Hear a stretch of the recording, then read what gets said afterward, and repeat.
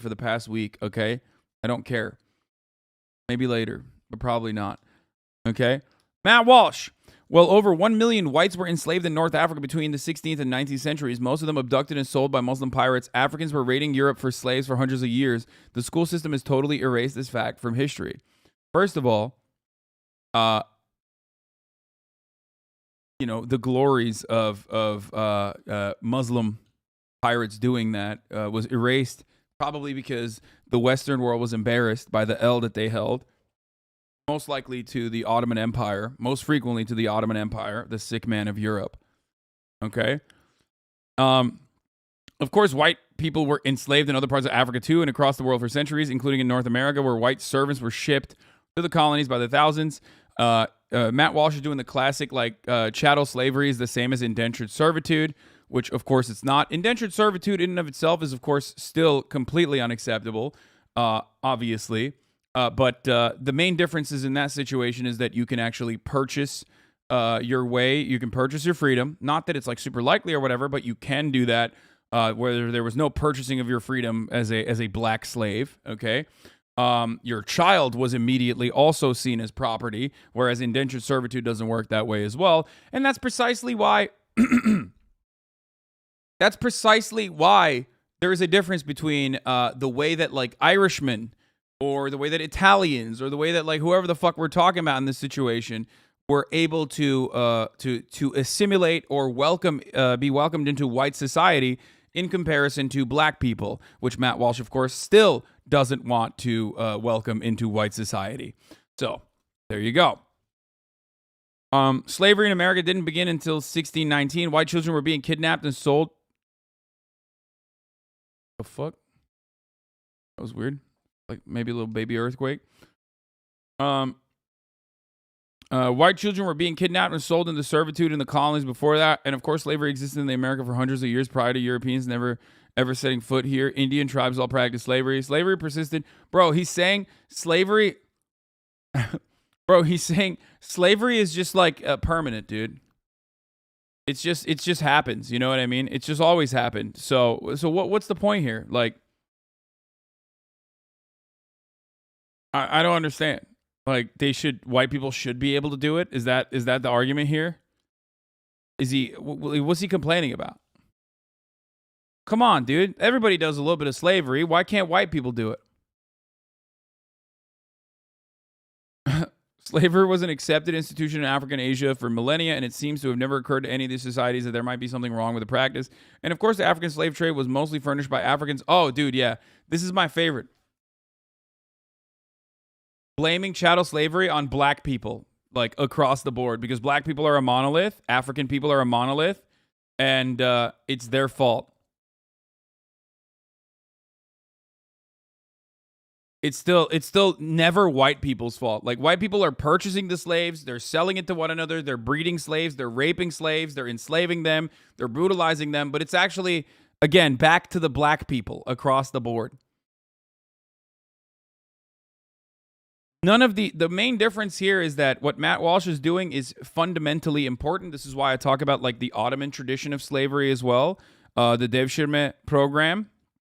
Okay, that is entirely different than chattel slavery. Chattel slavery is historically the most morally abhorrent form of slavery, which is interesting to talk about because like they're all atrocious, right? But like chattel slavery is the big one that is like the most atrocious. So yeah. Why black people are monolithic? No, black people are not monolithic. They are not a monolith. Matt Walsh is trying to do that right now. Slavery was kind of problematic. The European settlers did cultural appropriation sweaty.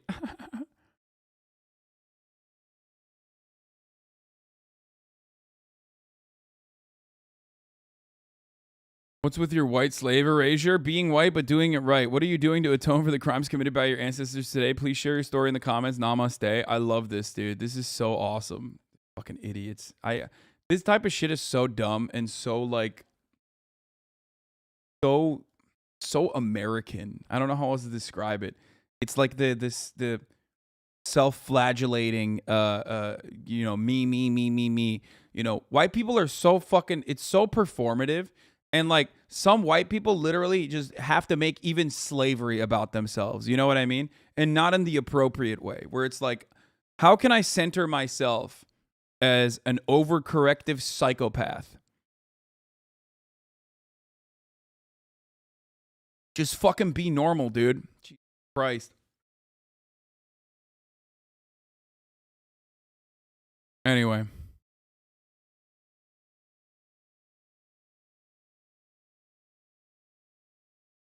The difference is that Europeans created a global billion-dollar market that was incredibly race-based. No other culture did that. Yeah. That too. It's very puritanical Christian self-flagellation. Exactly. No, that's exactly what it is. It's just like, it's weird that you're practicing. I like that you're practicing your kinks safely, but maybe you shouldn't do it in public when other people have not consented to it. You know what I'm saying? Like, if that's your kink, then, you know, that's what you want to do. Keep it to the fucking bedroom, okay? I don't want to see that shit.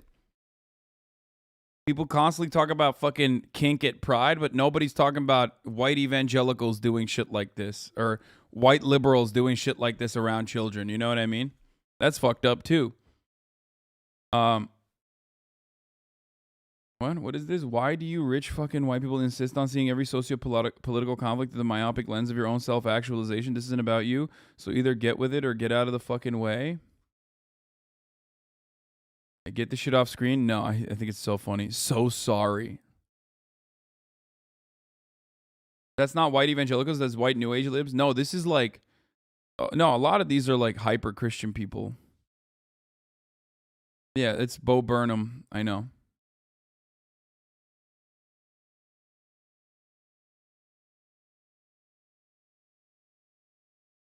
It's Sacco.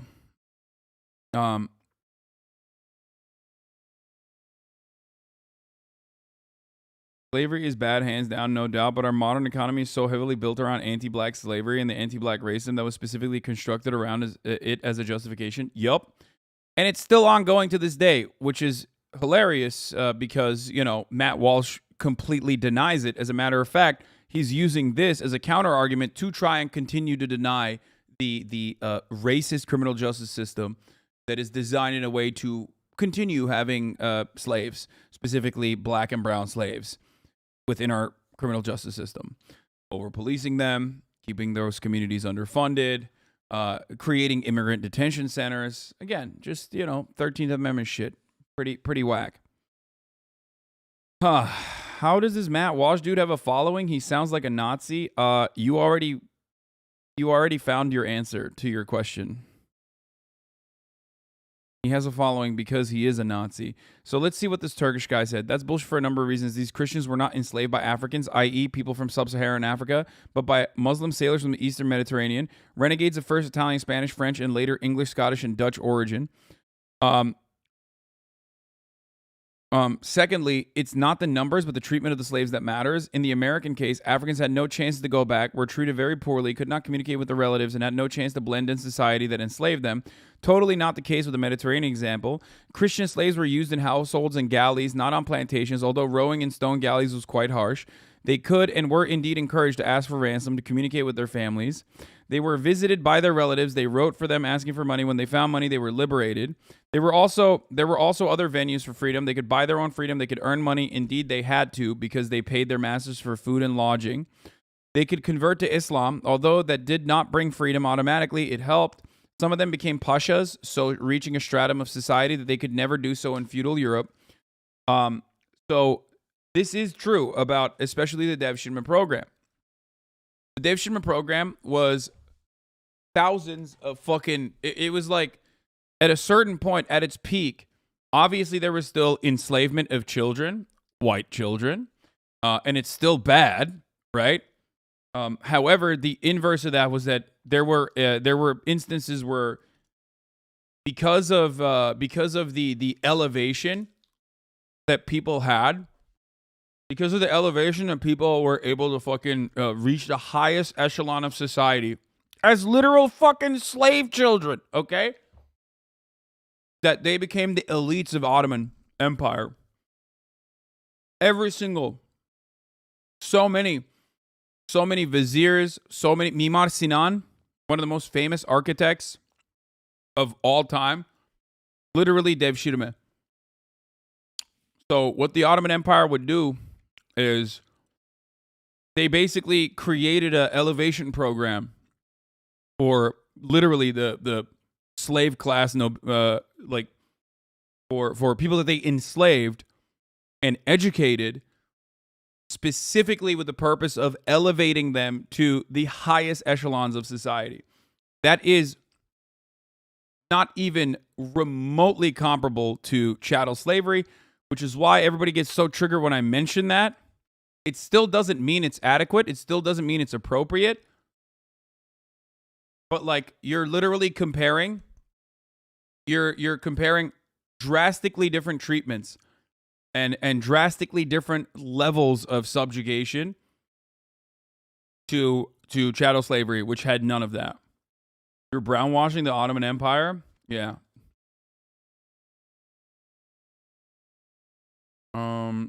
Indenture. What? No, nobility is true though.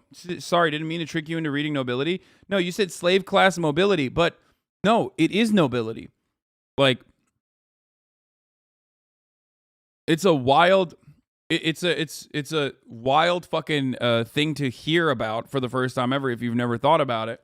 But yeah, like, there are some other societies where similar things happened as well.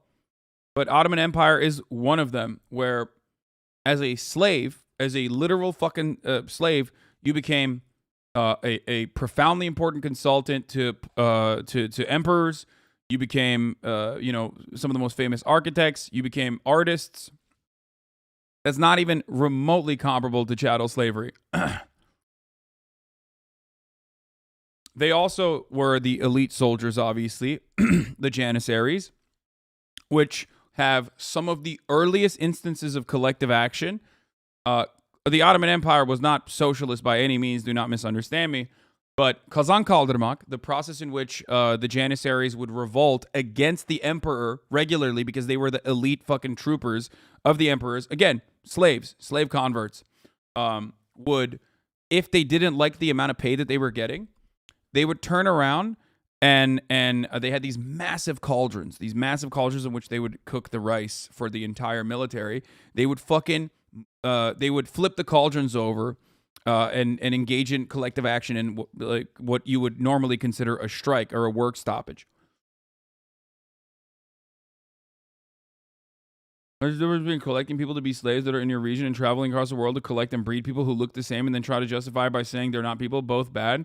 Both are bad, but one is on X Games mode. Exactly.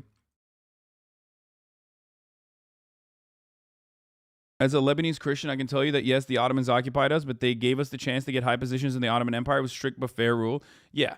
It is the Ottoman treatment. The Ottoman treatment of its colonies is drastically different than Western colonialism. Anyone who has ever read a fucking history book will tell you that. Obviously, they're not, the most honorable thing to do in that circumstance is offer autonomy beyond just an autonomous region, and not institute like jizya or a specific tax for non-Muslims, right?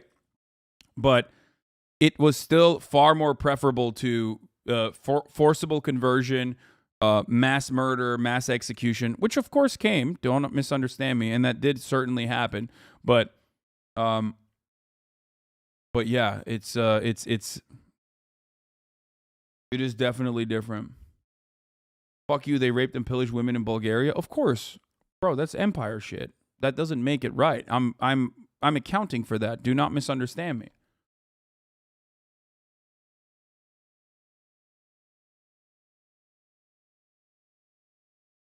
And they still had harems. But remember, the comparison is Western colonial expansion versus Ottoman imperialism, which is different. Okay? And the comparison is the comparison in this circumstance is literally chattel slavery versus enslaving Eastern Europeans and white people.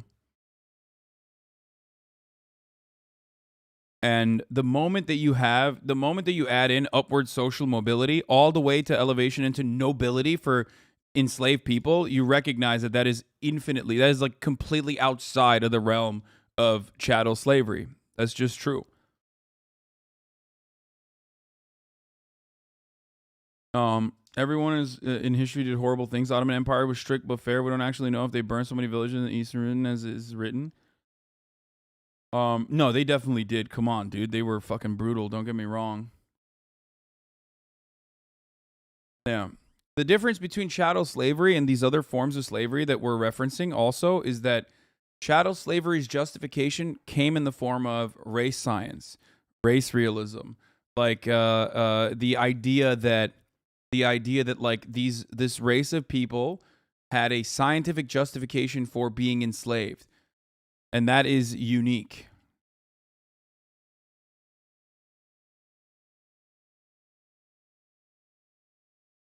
Stop romanticizing Ottoman. They are evil and they kill Serbs. Ottoman Empire bad. Ottoman people good.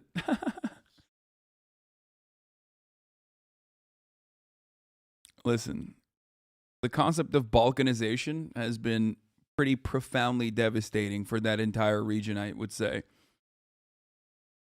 Maybe the Balkans are better off not Balkanizing. You know what I'm saying? You thought about that? Tito is Yugoslavia, or maybe even prior versions. Make Balkans Turk again.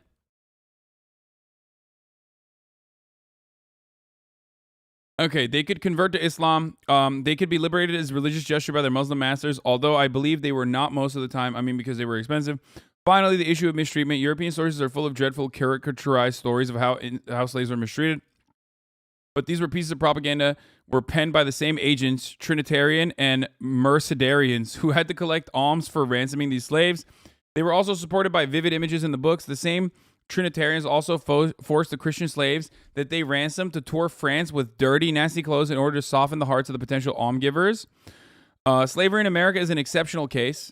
And by the way, every historian will agree to this. Like, anyone who tries to fucking make it seem like chattel slavery is not different than all other forms of slavery is probably a reactionary white supremacist piece of shit who is trying to drastically and dramatically lower the impact, okay? No historian would ever, like, historians don't often make normative declarations, okay? But with one exception, chattel slavery. Do you understand? And anyone that actually fucking tries to make that comparison is probably doing so with ideological purpose. It is straight up. There's two things where you can make that, where you can make statements like that. Nazi Germany and the horrific crimes committed by Nazi Germany and chattel slavery. Okay? Huh. Anyway, but nowhere has it reached the level it had in America, and nowhere has it been taken to a scientific level. Literally, like, they fucking invented a science around it. The one drop rule. Things that you still believe. Okay? Things that you still believe to this day. Like Barack Obama not being considered white. Okay? That is a concept that was invented by racist people to justify slavery. Do you understand?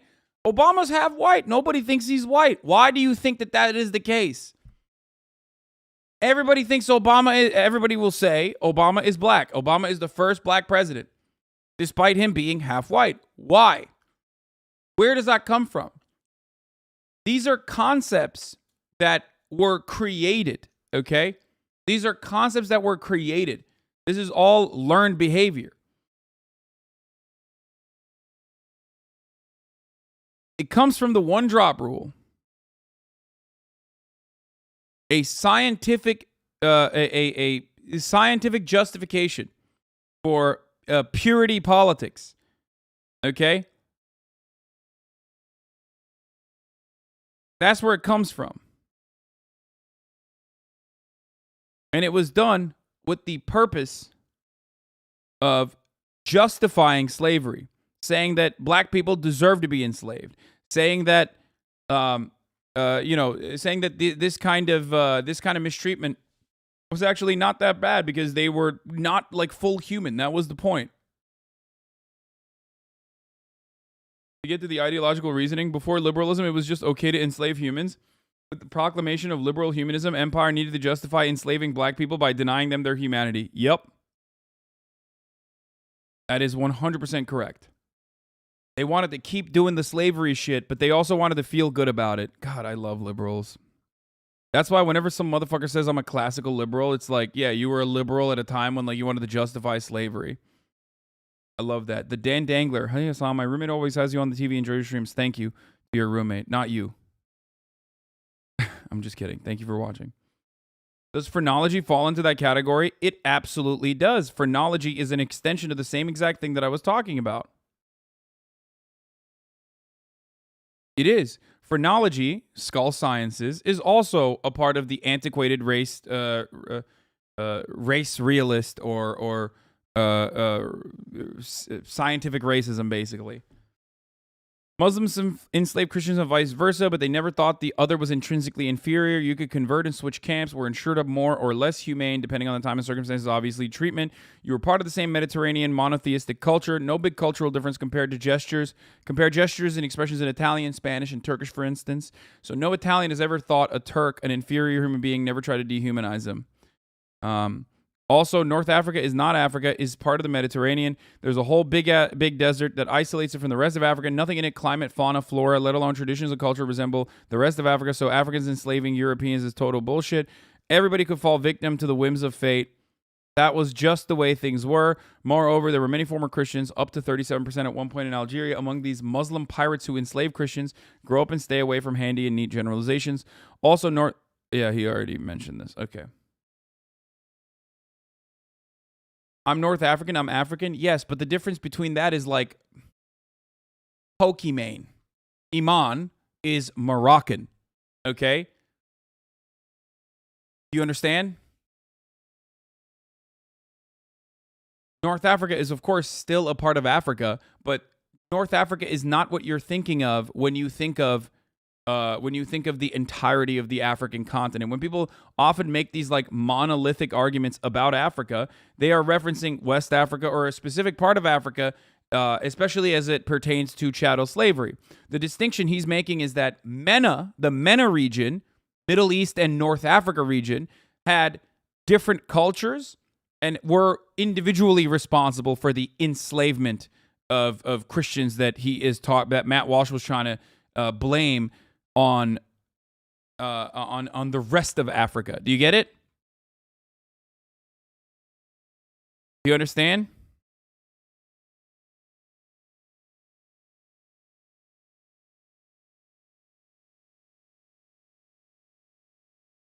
Okay. Imagine thinking thin-lipped and pasty is superior. Hey, I'm Moroccan too. I think the ethnic group is bad about it. Or Arabic, which are separated quite a bit from the rest of Africa ethnically. Exactly. I mean, it's like, who is allowed to say the N-word? You know what I mean? It's like, Iman can't. At the end of the day, if you want to talk about it in a joking manner, then think about it like that. It's a very simple distinction.